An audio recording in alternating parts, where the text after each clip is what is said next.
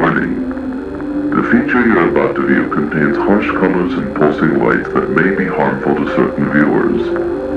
If you proceed and at any point feel like you're experiencing symptoms of photosensitive epilepsy or seizure, please seek medical attention immediately. This is Radar, an analog horror short film that you probably haven't heard of. The film was created by my good friend and stream co-host Lyrahorrorz, and it has been a project I have been thoroughly looking forward to for a while now. Radar has been Lyra's as well as her Studio Yure's passion project for the last couple of months, and they had made a genuine effort over the course of those months to keep me completely in the dark about it. I was told nothing about this film other than what was already public knowledge, and that just made me insanely excited to see what this project would shape up to be. Being friends with Lyra for well over a year now, I've seen her work in a plethora of different projects. I saw what she had done with her now cancelled FNAF project, Analog. She is the co-creator of my own series, Dreams of an Insomniac, and other than that, she is an insanely talented artist. But despite seeing all these works she's done, I could never say that I had seen her work on a project that truly felt her own. She was always sharing her vision with someone else, so up until Radar, I've never really gotten the opportunity to see what something truly original to Lyra's vision would look like. And needless to say, after Radar had finally released and I streamed my live reaction to it, I was blown away by what she and her team had accomplished with this. I went into it with decent expectations and left with those expectations far exceeded in every single way. Radar is great, and I don't want it to feel like I'm just saying that to be nice to my friend. I thoroughly enjoyed it, and I really wanted to talk about it here today. Now, I could spend this video praising this project and everything it achieved, but honestly, I feel like that would feel kinda cheap coming from me no matter how objective I try to be, since I've made it clear that this was a project made by a very close friend of mine. So instead, I intend on taking a look at the actual story of Radar and trying to decipher what it is that is really going on here.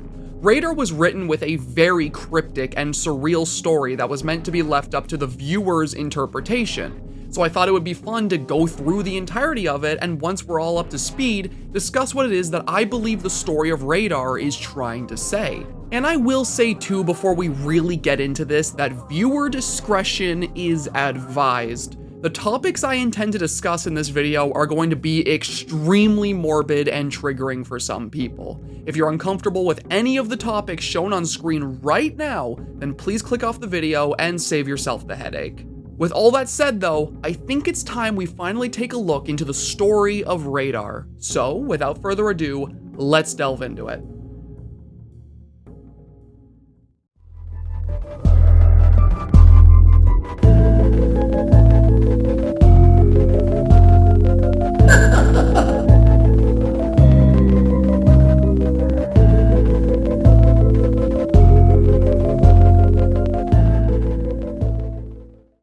Radar opens with a visual of the American national anthem right before a message and title card which inform us of the premise of this short film. Our protagonist, Nathan, has been experiencing encounters with an entity that is simply named Face around the time of 4:15 a.m. every single night. Face appears on his CRT, often attempting to communicate with Nathan for some unknown reason. The first time we see Face, he explains that he's lonely to Nathan, and when Nathan attempts to press further, Face freaks out and begins making the room shake. The second time he appears, Nathan attempts to ignore him, which needless to say does not go well.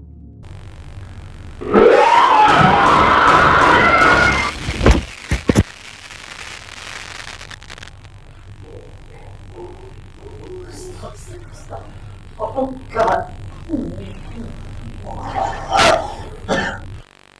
The third encounter with Face, and the one which tells us the most about him, begins with the entity becoming more aggressive, telling Nathan that he needs to wake up and he needs him to cooperate. Nathan attempts to berate Face for supposedly taking a form that makes him extremely uncomfortable, something that Face seems to take pride in because the moment he's told that, he does this. I just don't like it. Ow! For the love of God, can you shut up?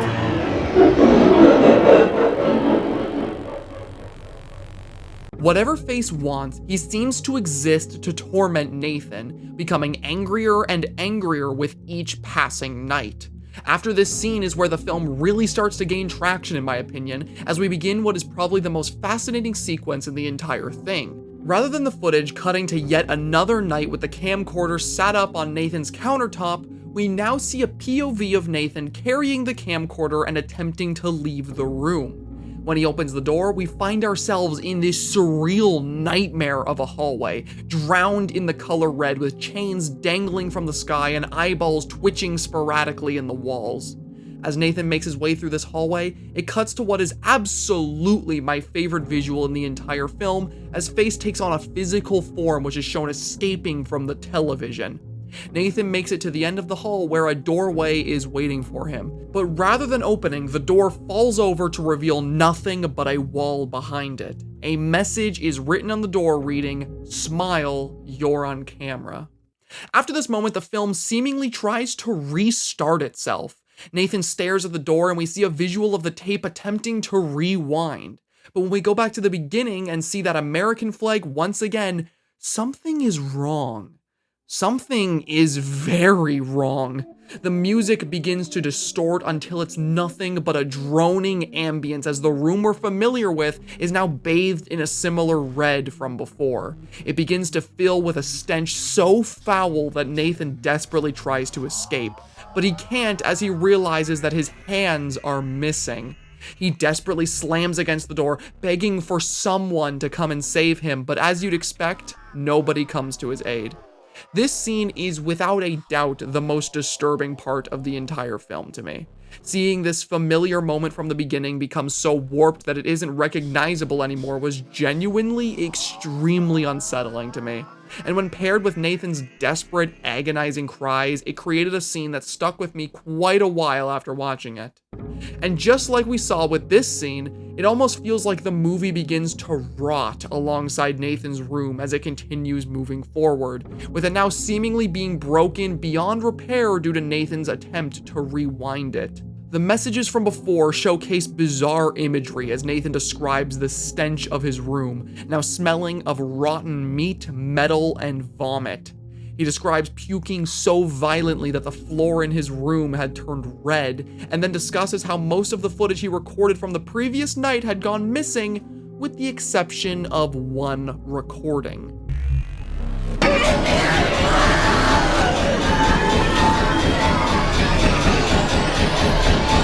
These disturbing messages continue, with Nathan describing his attempts to smash his head through his wall and his desperation to escape his room before it becomes too much to bear. And then suddenly, without any warning, we cut to new footage of Nathan leaving his house and going out with some friends. After all that insanity began unfolding, things look to be back to normal.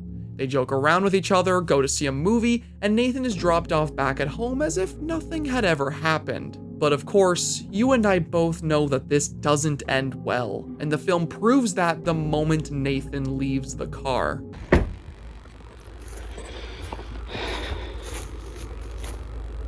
The fuck are they so quiet? Aiden? What the fuck? No. I'm here again. I was so close this time. In this final moment, Nathan and Face have one final confrontation. Face explains that they and Nathan have been through this exact scenario a numerous amount of times, and they give him a choice. Either walk away and begin the cycle all over again, forcing Face to continue tormenting him and thus trapping them both, or go through the doorway before him and face whatever this entity has been trying to tell him. Nathan decides to choose the latter and is met with an abandoned, dilapidated version of his own home. The walls are overgrown, the window has been broken in, blood covers the floor, but the TV remains inside untouched. Face and Nathan have one final conversation, where the entity tells him that they understand how hard it is to have gone through this, but he needs to move on. Nathan asks if he'll ever be remembered, to which Face assures him that they made sure he would be. The movie ends with Nathan thanking them and we are left with a simple date, September 1st, 2009. And that is Radar. Upon first viewing, this film is very confusing. It is filled to the brim with super abstract scenery, the structure of it is extremely bizarre, and the ending, as well as everything building to it, is very purposely left vague so that we can come to our own conclusion about what it all means. My first viewing of this short film happened on stream on its release day, and during this stream, I worked together with my own chat to try and figure out what is actually going on here. And after an hour of theorizing, we came to a conclusion that I am very confident in. My theory is that Nathan has been dead for this entire film's runtime, and he died as the victim of a gruesome murder. Now, there are quite a few components to this theory that I need to prove to convince you all of this, so we'll work our way through it slowly now that you know about all the events which happened in this film. First of all, if we want to prove that Nathan was actually the victim of a murder, we have to prove that he's even dead during the movie, which is definitely the easier part. There are a lot of factors at play which support this, the most obvious of which being the film's ending. Nathan walks into his own home having now been abandoned for years, with Face saying, "I know this is hard for you, believe me, but it's time to move on now." Afterwards, they discuss whether or not Nathan will be remembered, and the film ends after he is assured of that. I feel as though this ending only really can be interpreted as Nathan having been dead the entire time. It just feels too on the nose. Nathan is literally standing in what looks like the corpse of his own home, being told to move on by the entity that he has supposedly been trapped in a loop with for years. It definitely seems to confirm this. If you need any more evidence of this though, then look no further than the scene prior when we see Nathan watching a movie with his friends. At first, this scene seems very arbitrarily thrown in here, with a random scene from a movie playing for a moment before the film properly continues. But I believe this scene to be far more important than we ever believe on a first-time viewing. Take a look at what movie they're watching. This is The Sixth Sense, which if you haven't watched yet, definitely skip ahead to this timestamp because I'm about to spoil one of the best twists from any film I've watched. You good? Okay, let's continue. At first, you may be confused as to why this movie was chosen, but taking my theory into account, you realize it's because the twist of that movie parallels the ending of Radar. In The Sixth Sense, our main character discovers they were dead the entire time and didn't even realize it, going about the entire film as he was because he was interacting with a child who could see the dead. This film choice, for those who have already seen it or know the twist, literally foreshadows the end of Radar, as well as confirming my theory that Nathan shares a similar fate to that film's protagonist. With my theory in mind, that would also explain the scenes where Nathan talks about the stench in his room being that of rotting meat and metal. Face is trying to tell him that he is dead by exposing him to the stench of death, rotting his room and making it smell like a corpse would. The reason Face terrorizes Nathan isn't because they're some malicious being, but rather because they're trying to make him come to his senses and realize that he's been dead this entire time. That is why Face says lines like, "Nathan, you need to wake up." Face is trapped in this endless loop with Nathan, trying desperately to make him come to his senses so they can both move on. That's what that final confrontation at the door is getting at. That's why Face tells Nathan they've been in that situation before. And that is why Face specifically says, For both of our sakes, Nathan, please make the right choice. Face wants them both to be free, and they become angrier and more violent in their methods the more Nathan tries to push them back. He constantly tries to relive the moments right before his death, with those memories ending at that front door where seemingly his life came to an end. And that is why when he finally goes through it and is faced with what happened to him, the film ends with us seeing the date. September 1st is the day of his death, and 2009 is the year he finally moved on.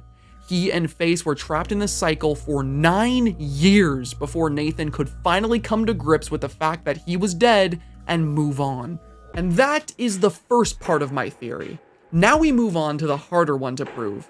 It is my belief that not only is Nathan dead throughout all of Radar, but he was violently murdered in a red room.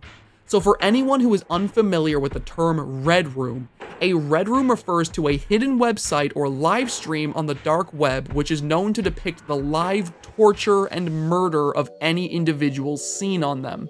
These are vile places that have become a sort of urban legend on the internet in the passing years, and it is my belief that Nathan was a victim to one of these live streams.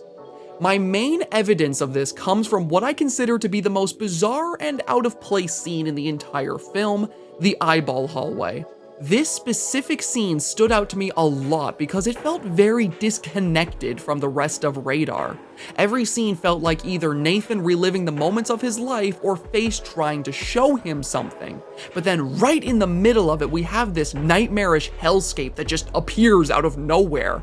It was because of this that I felt this hallway carried significance. And after taking a lot of time to think about it, it was this scene that made me come to the conclusion that I did. Looking at this hallway closer, we see hints that allude to what my theory suggests. The hall is covered in eyeballs, seemingly symbolizing the idea that Nathan is being watched. The walls are made of this damp concrete similar to that of a dirty basement. And at the end of the hall where he would attempt to exit, the door falls down, revealing a message reading, "Smile, you're on camera." This scene at first made no sense to me, but looking at it through the lens of it symbolizing a red room, every single detail fits perfectly into place. The eyes are the sadistic viewers of such a live stream, deriving some kind of sick pleasure from watching Nathan suffer. The walls are that of the place Nathan was trapped, a dirty basement with no escape. And the message at the end is one left by the sadistic kidnapper, forcing him to go through what would be an excruciating and terrifying way to die. Hell, if we wanted to look even deeper and get into what is admittedly a bit of a stretch, we could even look at the coloration of this scene. The entire sky and lighting of this scene is a deep, vibrant red, which very well could act as the final detail needed to piece together what this all means. Now, this scene alone to me is one that I am very confident supports my claim, but it isn't the only one that I feel does so.